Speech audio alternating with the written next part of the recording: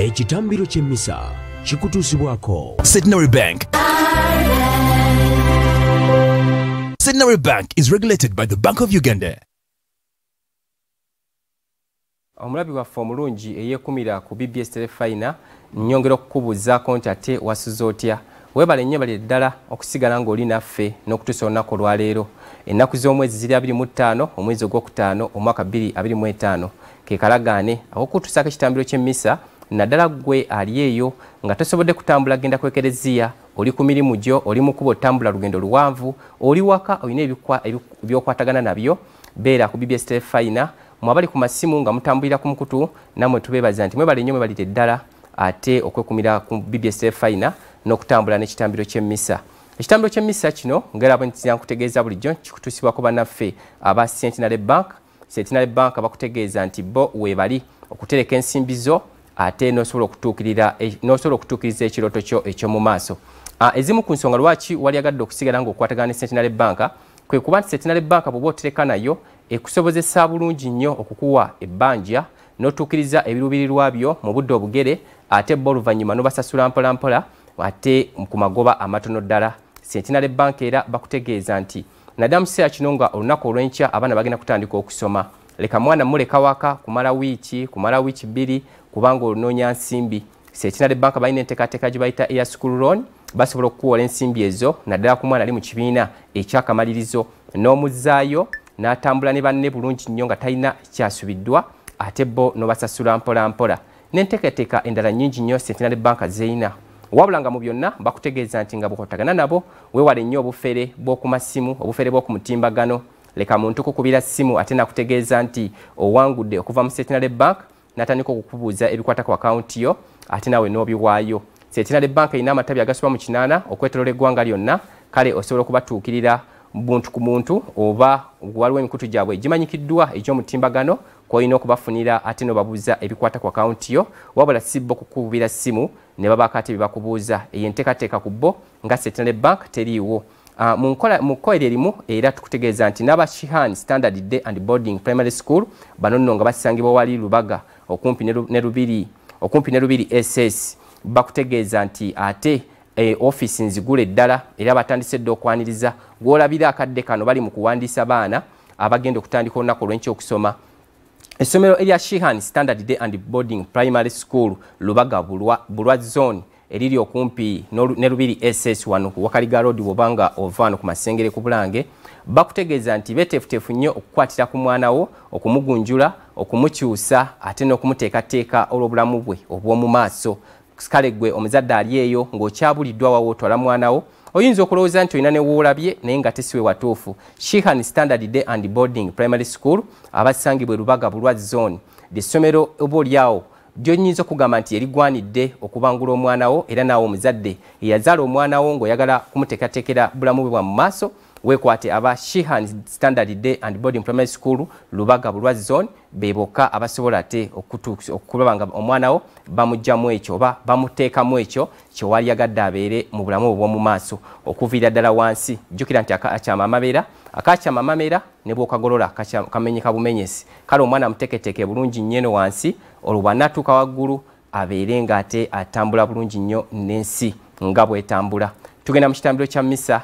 Nkwebaza gwe munnaffe eyeekumira ku BBS Telefina era mbasaba mwenna mugoberere bulungi nnyo. Omukyala Nannyonjo Catherine awo ku Buganda Royal Institute nkwebaza okuba nti oli ku BBS Telefina akadde kano ate era n'abayizi bonna aba Buganda Royal Institute nammwe ne tubeebaza nti mwebali nnyo okwekumira ku BBS Telefina.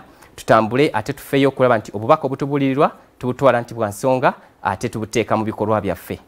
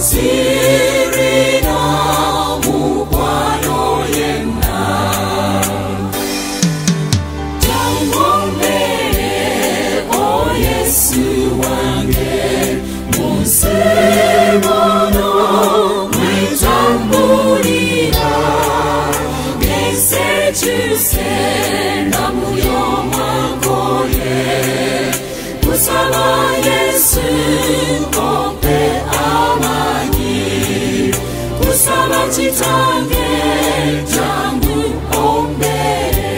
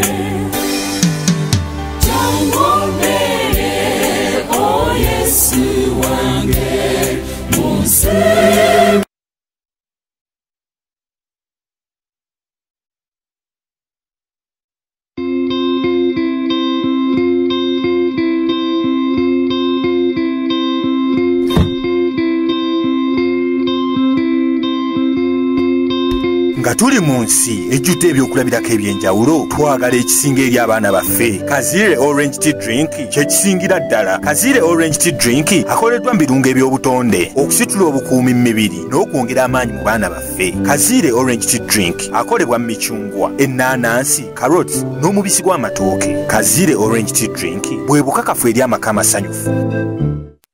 RS Recruitment Services abasangibwa ku plot 38 Lumumba Avenue Nakasero beetaaga abakozi okukolera mu mawanga aga UAE, Dubai, Qatar, Kuwait ne Europe. Emirimu egiriwo mulimu egy'aba cleaners, warehouse workers, airport loaders, security guards ne badriver n'emirala mingi nnyo. RS Recruitment Services bakkirizibwa Ministry ya Gender, Labour ne Social Development era nga bw'ogenda otandikirawo okukola ate ng'emisala mirungi. Ezzimu eri 0708 793 631 oba 0775 161 879. RS Recruitment Services, connecting you to the world of work.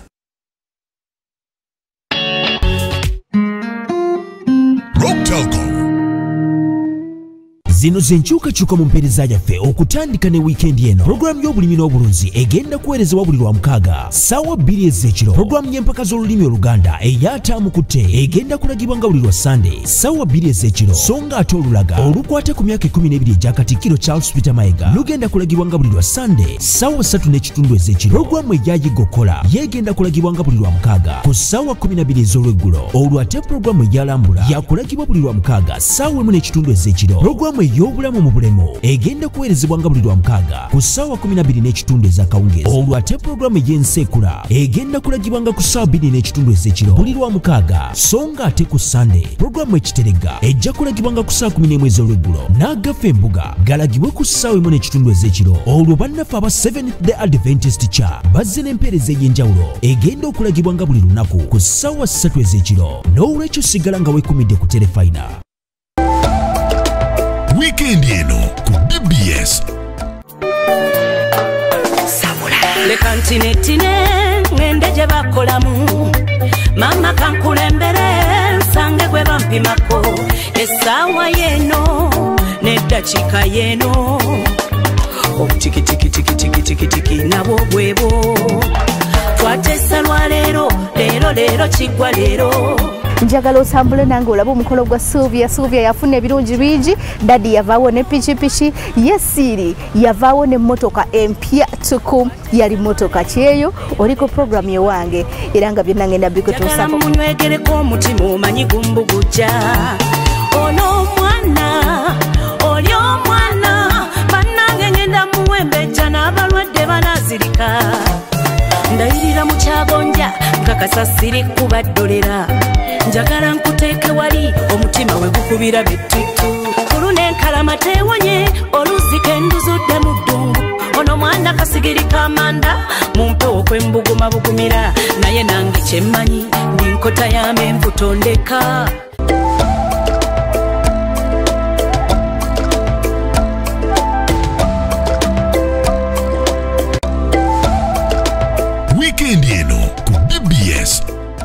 is the meaning of heart failure? The heart fails to do its normal job.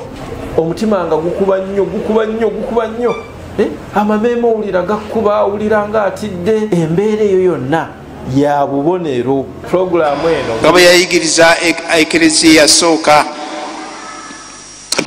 tulinga bwe tuli aboonoonyi tukozesa okuweesa Omukama ekitambiro kye ekitukuvu.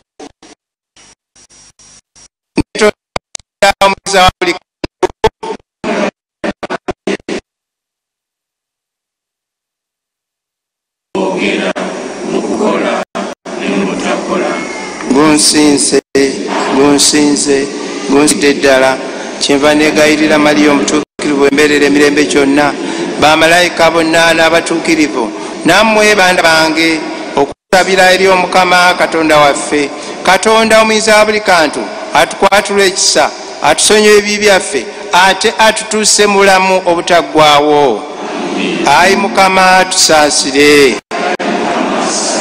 Ayi Kristo tusaasire. Ayi Mukama tusaasire. Ffenna tutabere mwoyo omutuukirivu, tugulumeze Katonda kitaffe oyo atusindikira mwoyo omutuukirivu okusigala naffe.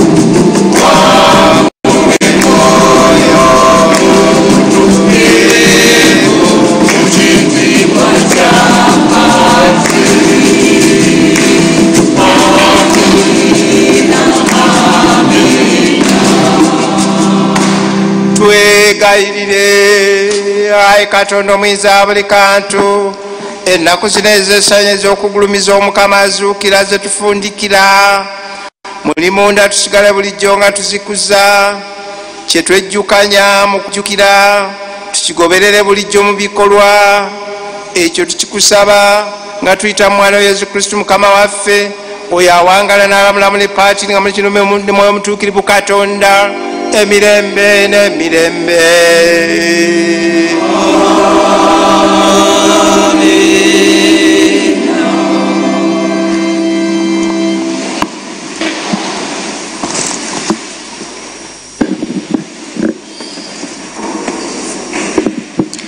Essomo erisooka bye tusoma mu kitabo ky'ebikolwa by'abatume.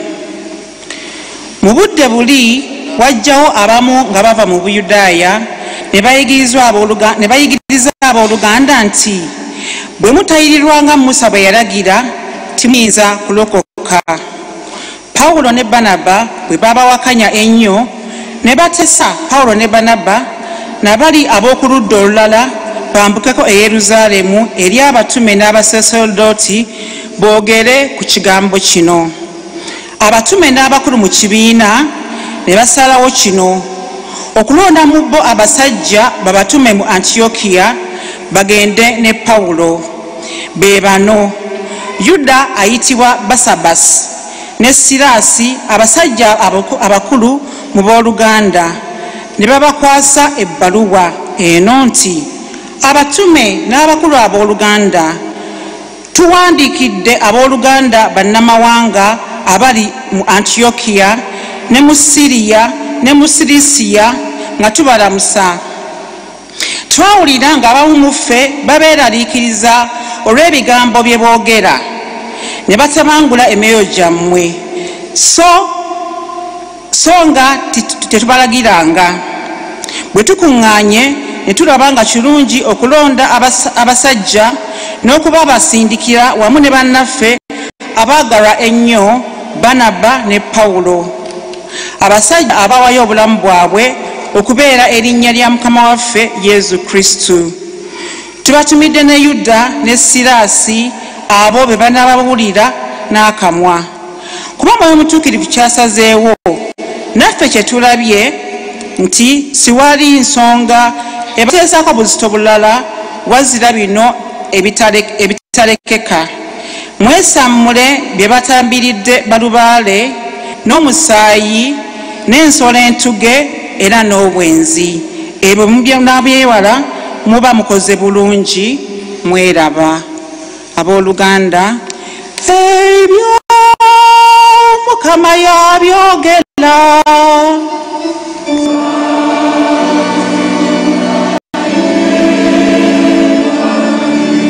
Oluyimba olw'okwebuulirira ekiddibwamu amawanga gakugulumize ayi Katonda. Amawanga gakugulumize ayi Katonda. Katonda atusaasire atuwe omukisa atwolese ekisa ku maaso bamanye mu nsi ekkubo lye mu mawanga gonna obulokozi bwe. Kakugulumize amawanga gasanyuke era gajaganye kubanga obafuga mu bwenkanya n'amawanga n'ogatereeza. Amawanga abantu bakugulumize ayi Katonda, bakugulumize abantu bonna. Katonda atuwa omukisa enkigi z'ensi zonna zimutya.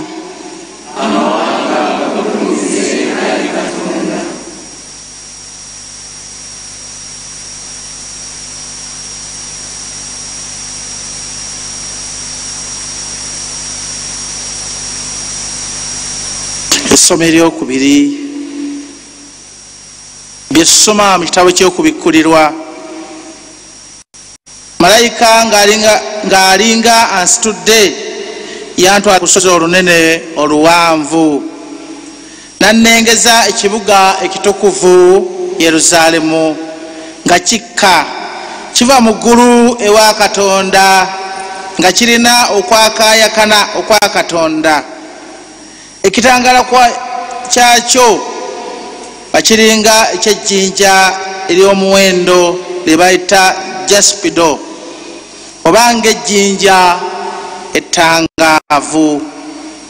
Kyali kirina ekigo ekinene ekiwanvu nga kuliko emiryango 12 okuli bamalayika 12 n'amannya amawandiike ag'ebika 12 eby'abaana ba Isirayiri.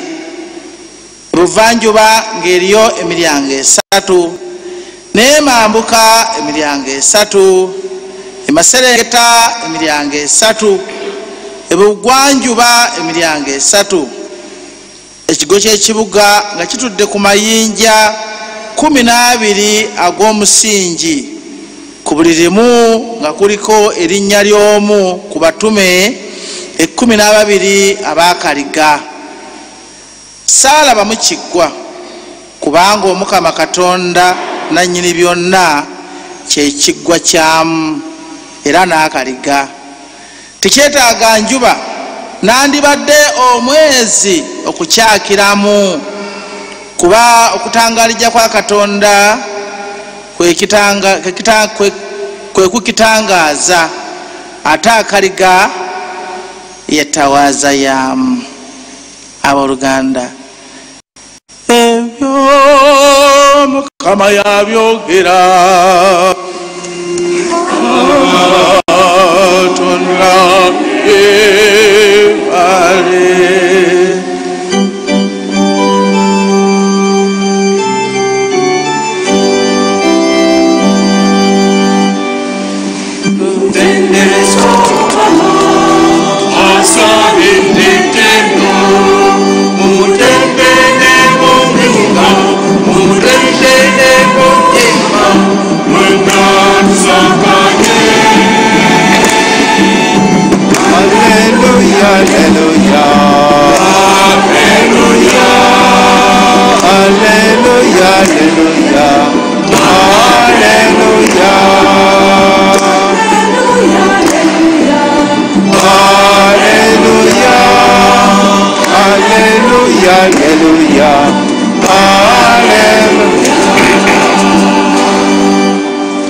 Mwoyo omutuukirivu alibayigiriza byonna bye nabagamba.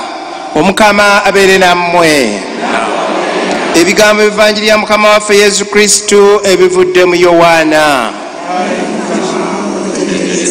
Mu budde buli Yesu yagamba abayigirizwa be nti oli anjagala talema kukwata kigambo kyange, ne Kitange talirema kumwagala, n'okujja tulijja gy'ali ne tumutebenkeramu. Atanjagala ebigambo byange tabikwata, so ekigambo kye mwawulira si kyange ku bwange, wabula kya Kitange oli eyantuma. Ebyo mbibabuulidde nga nkyali nammwe, naye omuwolereza ye Mwoyo Omutuukirivu Kitange gw'alituma mu linnya lyange alibayigiriza byonna n'abajjukiza byonna nabagamba. Mbalekedde emirembe, mbawadde emirembe gyange, sigibawadde ng'ensi bw'egwa. Omutima gwammwe gulekenga kweraliikirira na kutya.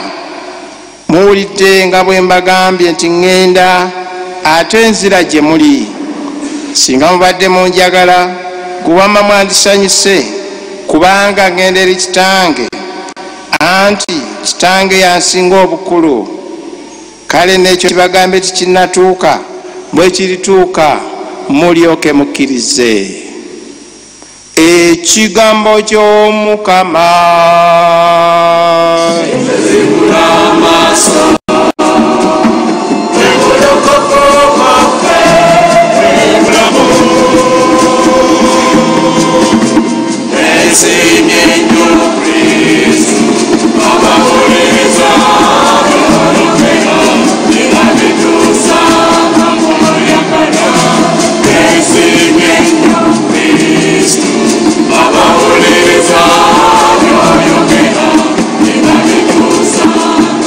Yeah.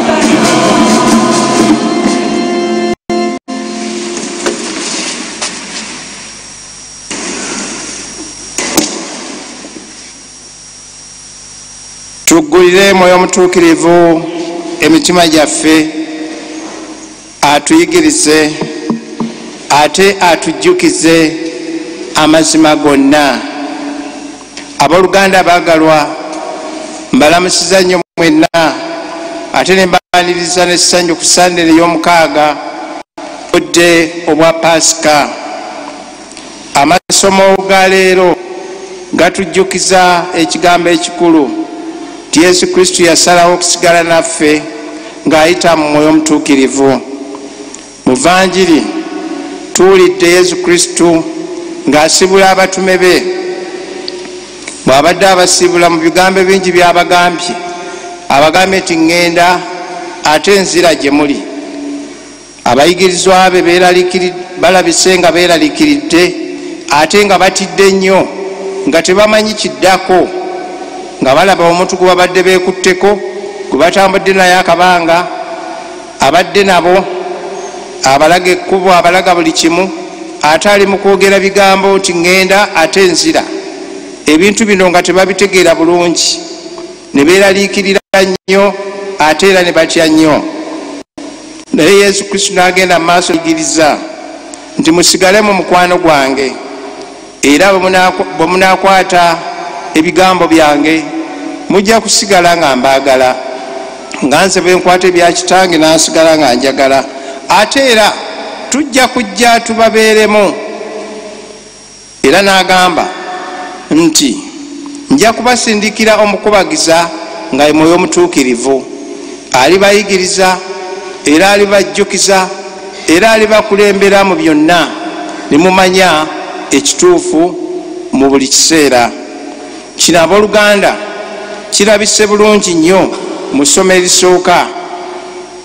Ekereziya eyasooka ng'ali mu mulimu ogw'okuyigiriza Evanjiri n'okugibunyisa ne mu bannamawanga, ate wajjawo ekizibu ekyo jja nti bannamawanga balina obulombolombo bwabwe ate n'Abayudaaya nga balina obwabwe. Naye ku kamu ku bulombolombo Abayudaaya be balina ke ka circumcision, okutayirirwa.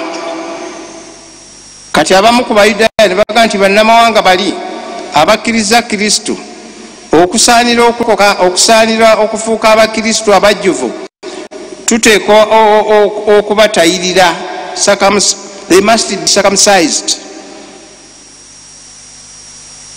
Bannamawanga baali bakyuse. Bwe njogera bannamawanga edda kye bategeezanga beebo abataali Bayudaaya. Kati mu context eno bwe njagala mukitegerere, buli lwekikoonako nti bannamawanga otegeere nti beebo abataali baki Bayudaaya. Kati bannamawanga ne beeraliikirira baga yi, ekibuuzo ne kijja nti omuntu okufuuka omukristo, omuntu okusaanira okununulwa, ateekwa okutayirirwa, nakyo kimu ku byetaagisa. Kati ekyo ne kireeta obuzibu, ebirowoozo ne bikubaganyizibwa nnyo.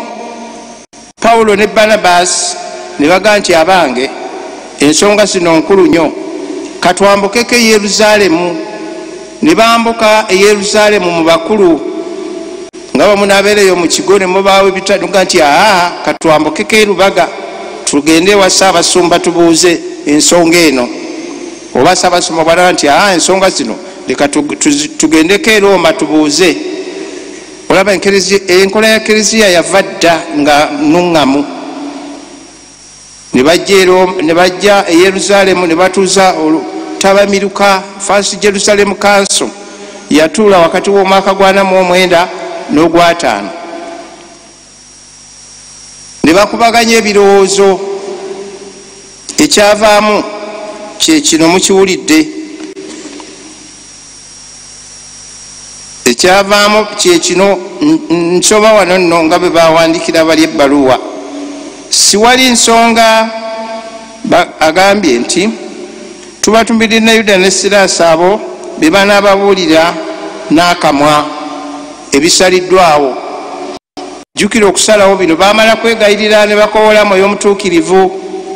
Kati ne babawandiikira ebisaliddwawo biruwa, bawandiika bwe bati: kuba mwoyo omutuukirivu kyasazeewo naffe kye tulabye nti siwali nsonga ebateesako buzito bulala wazira bino ebitalekeka mwesammule byebatambiridde balubaale n'omusaayi n'ensolo entuge era n'obwenzi ebyo byewala muba mukoze bulungi mweraba abannamawanga bwe baawulira ebbaluwa eyo baasanyuka nnyo ne babaga nti batutikudde omugugu ogw'okutuga nti kutayirirwa ekereziya n'atinta n'agenda mu maaso n'omusingi omunywevu n'olwaleero wenjolera ekereziya munywevu tolaba bwe mujjudde wano kati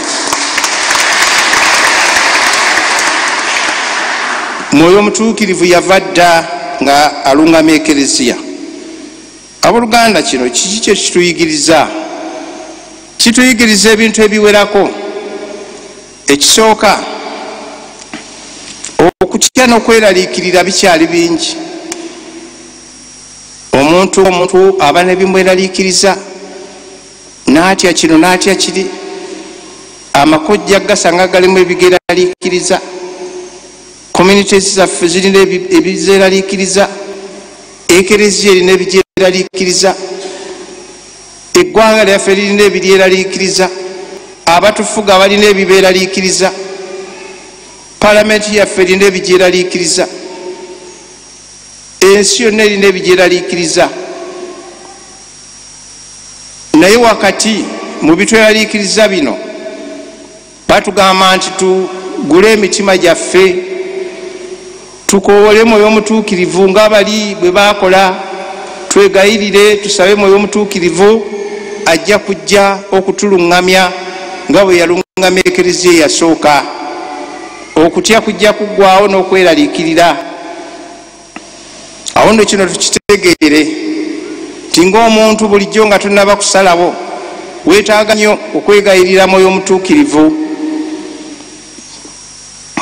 amaka gaffe geetaaga okwegayirira nnyo mwoyo omutuukirivu agalungame nga temunaba kubaako kye musalawo omwami n'omukyala weetaaga mwoyo omutuukirivu ng'omuvubuka akyakula ali mukudde eno ne mukudde eri weetaaga mwoyo omutuukirivu to make critical decisions in your life tomala gasalawo nti ne gundi yakola bwati nange kankole nti ne bagundi bakola bati nange kankole nti tuula osabe mwoyo omutuukirivu eggwanga lyaffe lyetaaga nnyo mwoyo omutuukirivu n'okusinga emabega gye tuva ate leero palamenti yaffe kiyitirivu eyo ate yeetaagira ddala mwoyo omutuukirivu oba ajjule atule ku buli ntebe kubanga mwoyo omutuukirivu yeetaagisa nnyo bannange mu palamenti naddala babaka baffe nga bakola amateeka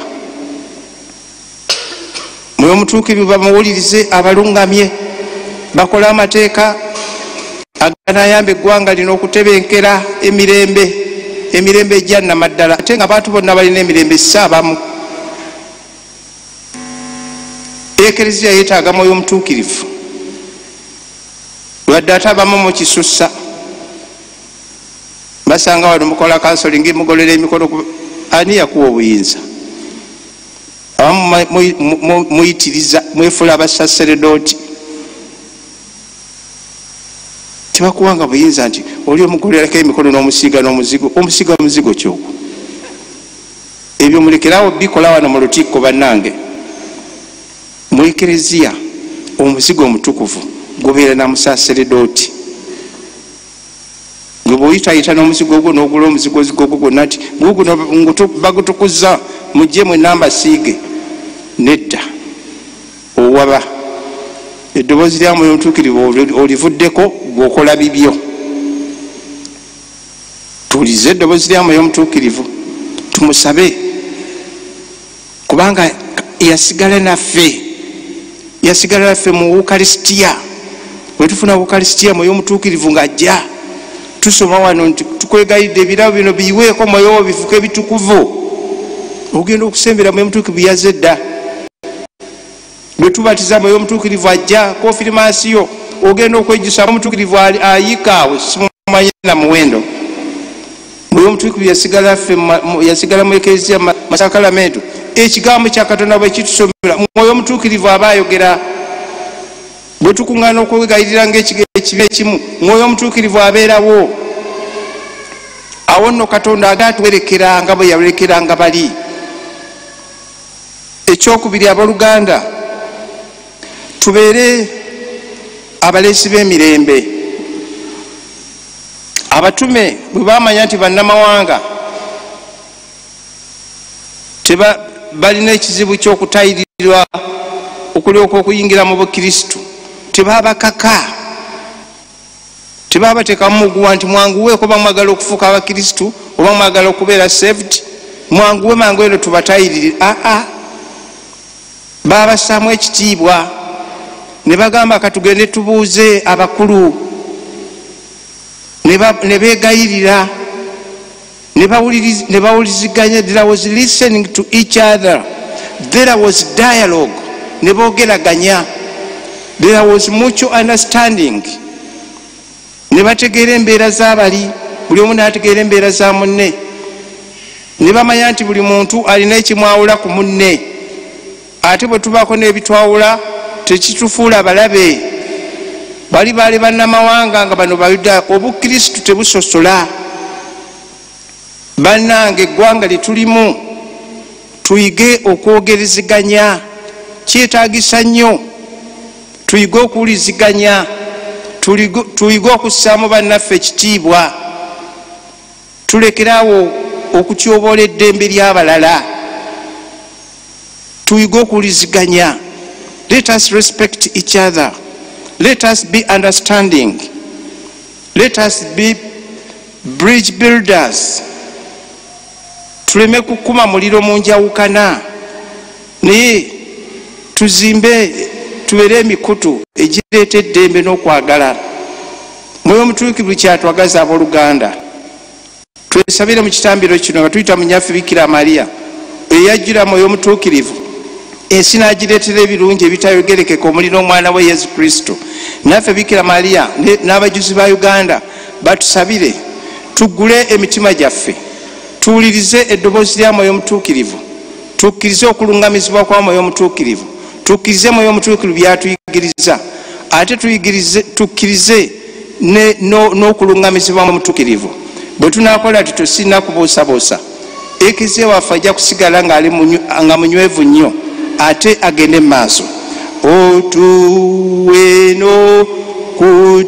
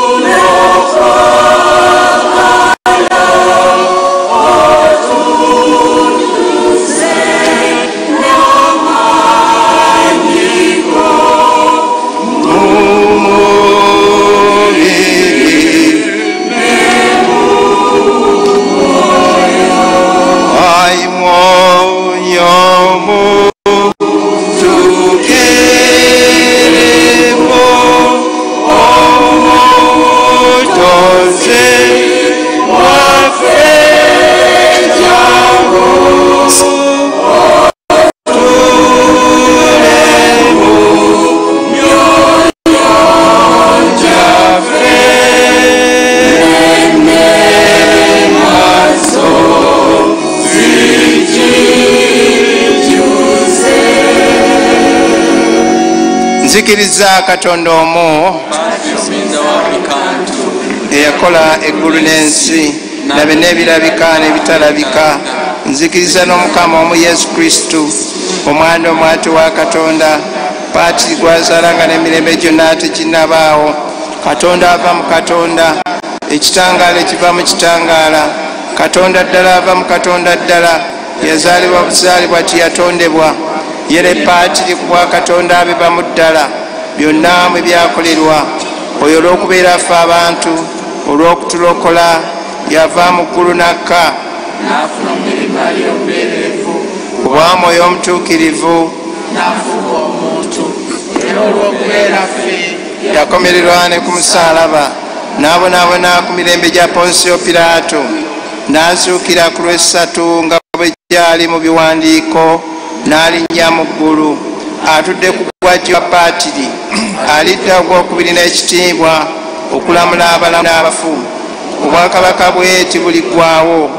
Nzikiriza ne Mwoyo Omutuukirivu, omukama era w'obulamu ava mu paati ne mwana gwe tusinza mu paati ne mwana ne tumugulumiza kimu eyayogerera mu balanzi nzikiriza n'ekeresiya omu omutukuvu katolika njatula batisima emwesonyiwa ebibi era nindira okuzuukira kw'abafu n'obulamu bw'emirembe ekirijja mukasirise omukama tumwanjulire ebyetaago byaffe ebitali bimu ebyaffe ng'abantu ate n'ebyabannaffe abatusaba okubasabira.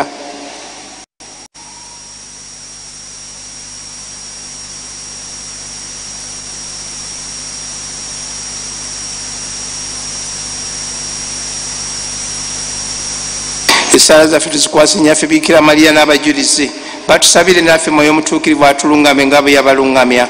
Mirembe Mariya ojjudde enneema omukama ali naawe waweebwa omukisa mu bakazi bonna ne Yesu omwana w'endaayo naye wa mukisa. Mariya omutuukirivu nnyina Katonda tusaabire ffe aboonoonyi kaakano ne mu kaseera k'okufa kwaffe. Ebyo byonna tubisabye nga tuyita mu Kristo mukama waffe. Omukama tuwa bingi akaseera kano mwebaze nga tutolako ne tumuddiza.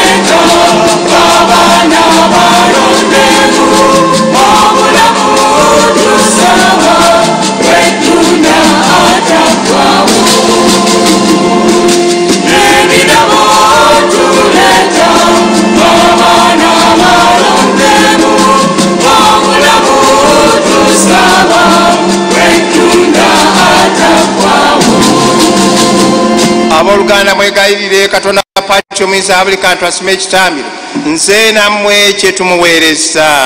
ekitambiro ekyasimbe akijja emikono gyakitwala kibeeremu erinnya eritendekitiibwa naffe kitulase awamu n'egereza. Ayi Mukama tukwegayirira kwaffe n'ebitone bye tukuweereza bikutuukeko bituviiremu okutukuzibwa gwe olw'okutusaasira n'okusaanira ebyamagero ebisibuka mu kwagalako okutenkanika. Tukikusaba nga tuyita Kristo mukama waffe. Omukama abeere nammwe muyimuse emitima. Twebaza omukama Katonda waffe wamma ekisaanira okuteekwa tuteekwa kituufu ddala mutubira n'okulokoka. Gwe omukama paati omutuukirivu Katonda omuyinza buli kantu sewannako ffe okukwebaza bulijjo na buli wa olw'okubanga Kristo Pasika affe atambiddwa eyawaayo omubiri gwe ng'ekitambiro n'amaliriza ebyedda mu musalaba gwe ogwa nnamaddala bwe yeeweereza gy'oli n'okutulokola yeeraga nti ye musaasererooti ye altaali ke kaliga. N'olwekyo ensi yonna yefaayo enkana ng'ejjudde essanyu lya Pasika ejaguza. Ab'amaanyi ab'omuggu ne bamalayika ab'obuyinza bayimba oluyimba okutendesa ekitiibwa kyo obutaweera nti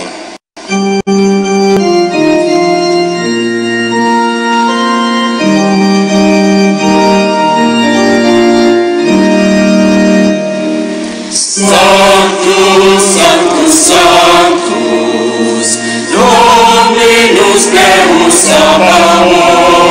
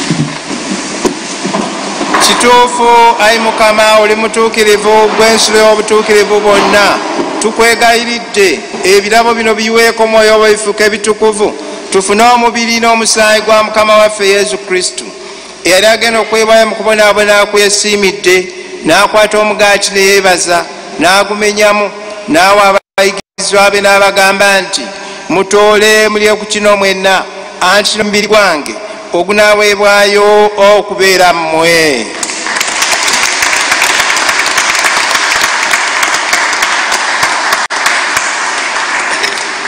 Era bwe baamala okulya ekyekiro n'addira ne kaliisa era ne yeebaza n'awa abayigirizwa be n'abagamba nti mutoole munywe kuno mwenna anti eno ekaliisa omusaayi gwange ogw'endagaano empya ate ey'olubeerera ogunaayeeba okubeera mmwe n'okubeera abangi okusonyisa ebibi kino mukikolanga lwa kunzijukira.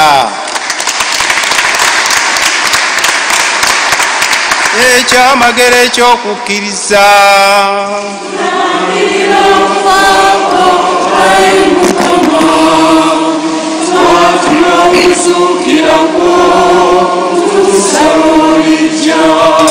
kale nno ayi Mukama olw'okujjukira okufa ate n'okuzuukira kwe tukuweereza omugaati gw'obulamu ne kaliisa ey'okulokoka nga tukwebaza kuba watugwanyiza okuyimirira mu maaso go n'okukuweereza tukwegayiridde ennyo nga tukwesengereza ffe abagabana omubiri n'omusaayi bya Kristo mwoyo omutuukirivu atukuŋŋaanye wamu. Jjukira ayi Mukama ekereziya wa bunyeekulungo y'ensi mujjuze n'okwagalana wamu ne Paapa waffe Leo ow'e14 Ssaabasumba waffe Pawulo abeepisikoopi ab'ensi zonna na bonna abakwawulirwamu Bukeleo. Jjukira ne baganda baffe abebasenga basuubira okuzuukira naddala be tusabira mu kitambiro kino bakkirize bajjeyo gye yakayakanira mu kitiibwa. Jjukira n'abafu ne bwagirira ekisa mu kufa era naffe tukwegayiridde tusaasire tusaanire okugabana ku bulamu obutaggwaawo okukuteera n'okugulumiza wamu ne Maliyo Mbereebe omutuukirivu wa Katonda ne Yozefu bba n'abatuma abatuukirivu era n'abajulizi ba Uganda n'abatuukirivu bonna abaali bakusanyira obwedda bwonna nga tuyita mu mwana wo Yesu Kristo. Gwe Katonda apaati omuyinza wa buli kantu abali ekimuli mwoyo omutuukirivu mu Kristo n'omwoyita okufuna n'ofunamu naye era muye mwofunira buli ttendo na buli kitiibwa emirembe n'emirembe.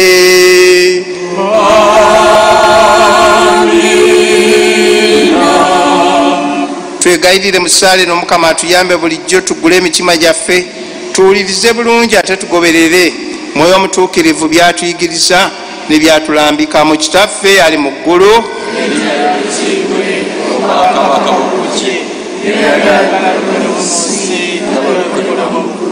otuwe emmere yaffe eya buli lunaku, otusonyiwe ebibi byaffe nga naffe bwe tusonyiwa abatulobi, totutwala mu kukemebwa. Ayi Mukama, tukwegayiridde tulokole embi bonna, tuyambe tube mu ddembe, tugirire ekisa, tuwone ekibi ennaku zonna, tutebenkera atali kutabukana kumu, nga tulinda okwesiima kwa tusuubiza n'amatuka g'omulokozi waffe Yesu Kristo.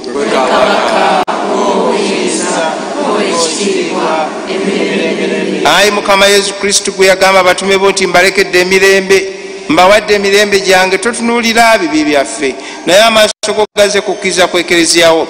Kkiriza kumuwa emirembe n'okusekyunga bw'oyagala, gwe awangala n'olamula emirembe n'emirembe. Eddembe ly'Omukama libeere nammwe ennaku zonna. Yesu yasanga abatume beeraliikiridde, bali mu kutya, n'abagamba nti muleme kweraliikirira, muleme kutya. Naffe tuyinza okubeera nga abantu beeraliikirivu, oli mu nnyumba y'otya kino weeraliikirira kiri, kaakati gwali wano ku lwabo abali eri.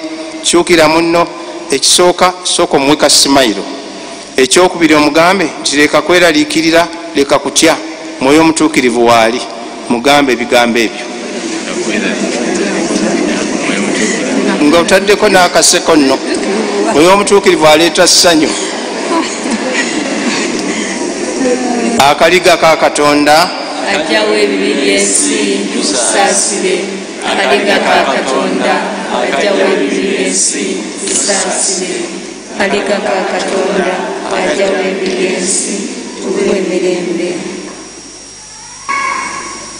Wuuno akaliga ka Katonda, wuuno ajjawo ebibi by'ensi. Beesiimye abayitiddwa ku mbaga y'akaliga. Ayi Mukama, sikwanye lw'oyingira omwami, wabula yogerako ekigambo, omwoyo gwange gunaabona.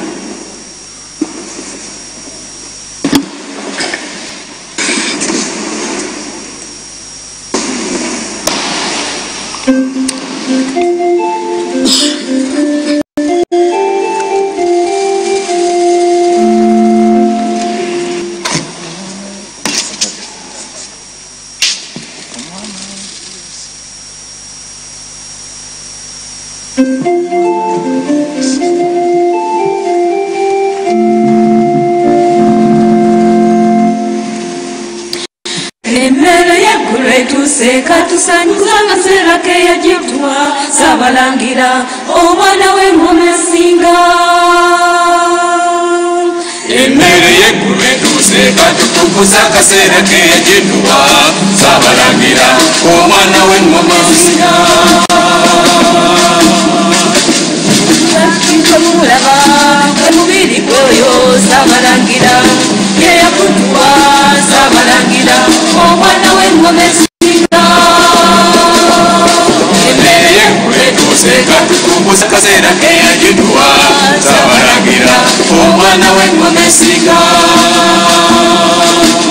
Ebiri gye mulaba gwe musaayi gwoyo Saabalangira ye yakutuwa Saabalangira kabaka w'eggulu n'ensi. Emmere y'eggulu etuuse katukukuza akaseera ke yagituwa Saabalangira omwana w'engoma esinga.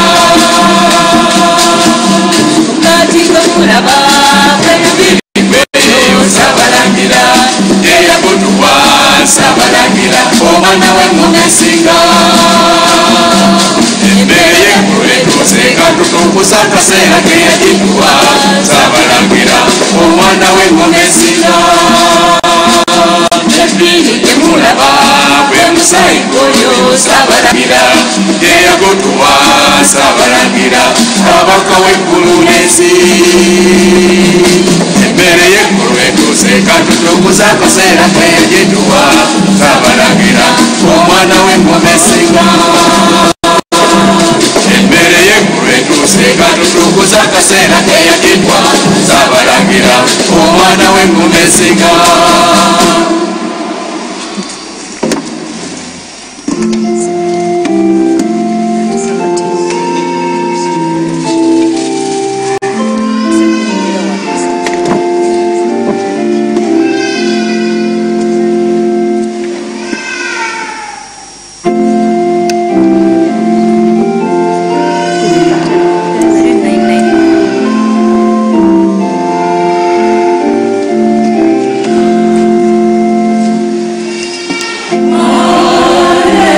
Hallelujah, sing to Jesus.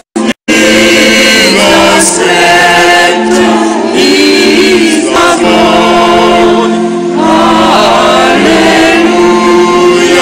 is the triumph, is the victory alone. Hark the songs of peaceful Zion, that alone commanding flight. Jesus, Son of every nation, of redeemer's blood is blood.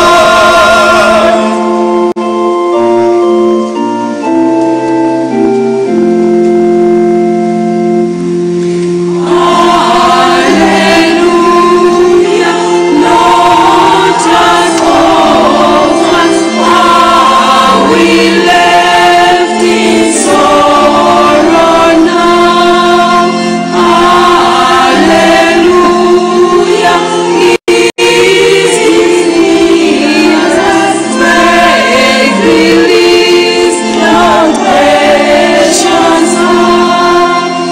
Lord, right now from Zion is singing, when God's floating days are home, shall our hearts forget His promise? I am with you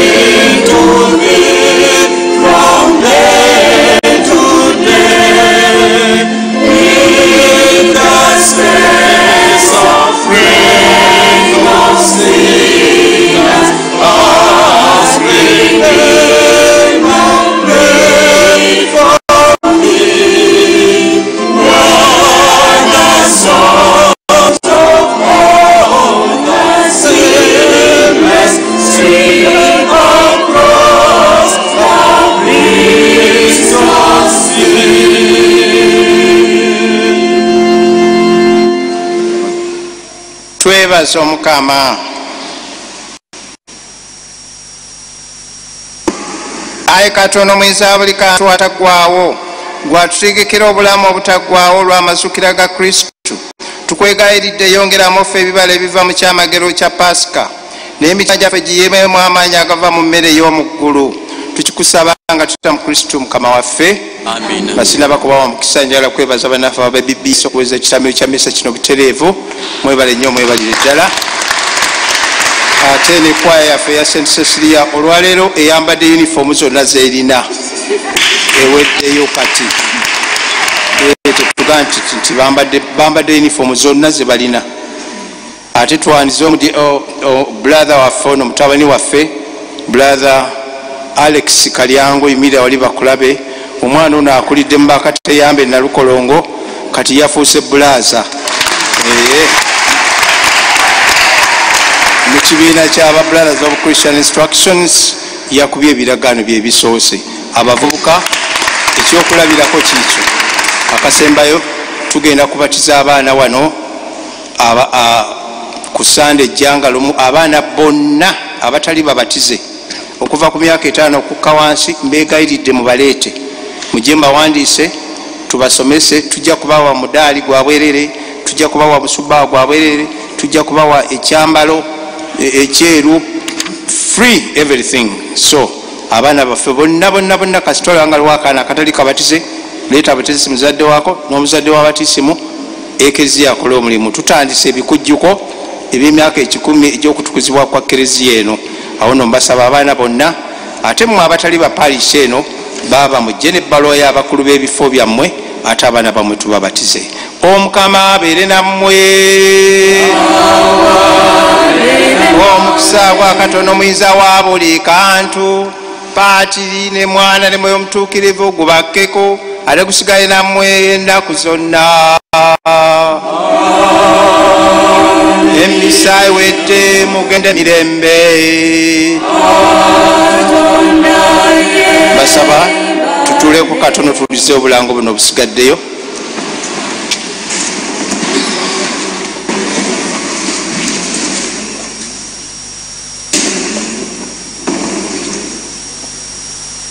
Nziramu okwebaza bannaffe aba BBS okutuweeza ekitambiro kino butereevu. Ate waliwo ekirango invitation for annual mass Tororo Ecclesiastical Province Association cordially invites all Catholic faithful from Tororo Diocese and the Diocese of Jinja, Sorota and Kotido, as well as friends and well-wishers residing in the Kampala area and surrounding district to annual mass, which will take place on June 8th at the Uganda Matters Shrine. The Right Reverend Joseph Echiru, the Bishop of Sorot, will be the main celebrant. You are all invited. Mass will start at 11. The theme is Pilgrims of Hope, journeying together in faith, love and unity. Tororo Ecclesiastical Province, please. That's your announcement. Kakati eno esande esembayo mbasaba mutwale basa eza kimu kya 10 kubanga tujja kuba kimu kya 10 ku sande jangalumo awo no muzitwale ate mujja kusikomya ku sande jja era nga twetegekera ebikujjuko ebya Lutikko nga bwe mbagambe tujja kubatiza abaana wano ku sande jja ku sawa 5:30 abatali babatize nga bali wansi emyaka 5 kwata bukwasolete nga bali bazadde baabwe n'abazadde babatisimu. Weekend Father Musala Henry agenda okubeera ku week ku duty. Tujjukiza ekibiina ky'omutima gwa Yesu mugenda okutukulembera mu kusinza sakramento ku lwokuna lwa wiiki eno. Ate ku Sande jjangalo mu Father Raymond Kalanza ajja kujala mu Lutikko okutusabira n'okutuleetera emikisa gya Jubileo n'egy'abajulizi. Enjigiriza zijja kutandika ku ssaawa 9. Mbasaba mukeereko nnyo kubanga ku luno ate tulinamu n'abalamazi. Lulina bagamba mukeere abamu temwakeera mwatuula bweru. Kati mukeereko bannange kijja kussa si kisaanikire. Tutegeezebwa nti nga 3 June lujja kuba olw'abajulizi ba Uganda ate lwakubiri ofiisi zaffe tezijja kukola. Abantu badde bajja ku lwokubiri tubasaba mujje ku Mandi naddala abagole. Kwaya St. Charles eyimba mu misa 11 ez'olweggulo etutegekedde ekivulu ky'ennyimba za Bikira Maria n'abajulizi olwaleero ku ssaawa 9 ez'omutuntu mu paaka yali yaba okuyingira ate n'ekyeggulo bya bwereere jangu ne munno. St. Genesis Choir eyimba mu misa ku ssaawa 5:30 ez'okumakya ate bwe batutegedde ekivulu ky'ennyimba z'abajulizi ng'ennaku z'omwezi 15 gw'omukaaga ssaawa 8 ez'omutuntu okutuuka ku ssaawa 10 zijja kubeera wano mu Lutikko okuyingira n'ebyokulya bya bwereere ng'ennyimba ziwedde. Lubaga Cathedral Charismatic Renewal etutegedde okusabirwa wano ku ssaawa 9 ate ne misa ng'etandika ku ssaawa 11 birangiddwa Father Musala ne Mr. Joseph Mary Lugoloobi. Farmers Center Kibuye batutegeeza nti buli lwamukaaga olusemba mu mwezi babeera n'emisomo egikwata ku bulumi n'obulunzi obw'ekikugu. Ku lwomukaaga luno batutegedde omusomo ku kulunda enkoko gutandika ssaawa 2 ez'okumakya okutuuka ku ssaawa 8 ez'olweggulo ku Farmers Center okuyingira bagambye nti kwa bwereere. Kaakati nga bwe mbagambye bannange nti tugenda kubatiza abaana abato ebatero basaba asome bagule omusumba wa bagule biki olwaleero tewali. Lubaga Cathedral egenda gabula byonna tugenda bibaweera bwereere. Ekyo kitwetaagisa leeta omwana wo ali wansi w'emyaka 5 n'abazadde n'omuzadde w'abatisimu. Aba parish eno mumujje butereevu. Abatali ba parish eno olina okujja n'ebbaluwa ya bwana mukulu. Tujja kusomesa abantu abo ku lw'omukaaga. Abava awalala bayinza okusomera ewaabwe nifuna baluwa zemisi ejja kuba ya ssaawa 5:30. Kaakati nze kye nakoze, abantu bano tubanguyize bannange, kubanga tutandise ebijaguzo. Tetujja kuzimba bizimbe byokka na kusiiga langi n'obyomwoyo n'amasakalamento kati tutuseneri abatisimu. Njagala abantu bano tubanguyize, abaana bano abato njagala tubagulire emisubbaawa, tubagulire emidaali, tubagulire ebyambalo ebyeru. Gwe tufaayo oba onoogulako omudaali, oba osobola tugulirako kawuzi, oba osobola kugula musubbaawa. Kaakati tugenda kusituka, buli omu aleete kaalina. Tulina wano obusero bubiri, aka bbulu kabakyala ate aka green kaluwa, aka green kabasajja. Kaakati zaabika emipiira. Abakyala mugenda kusponsoringa abaana abalenzi, ate abasajja mugenda kusponsoringa abaana abawala. Kaakati kwayegera tubanga etuwaayo akayimba, ate bwe muba mumaliriza mujja okusembayo nammwe nga mujja okutona, ate abantu balabe ne uniform ze mulina. Kaakati mutuwa akayimba, abakyala musitule mu bbulu. We twakakola n'abakyala be bakyasinze. Kati katulabe eno zaabika emipiira. Kyosobola kyoleeta, abantu bano tuleme bakalubiriza. Tubawe emisubbaawa, tubawe emidaali, tubawe ebyambalo ebyeru. Tewali kintu na kimu kibagenda kusasula. Kaakati tukole ekyo bannange, baako gwoyamba naawe. Oba ogula musubbaawa, kyosobola kyonna. Tugende.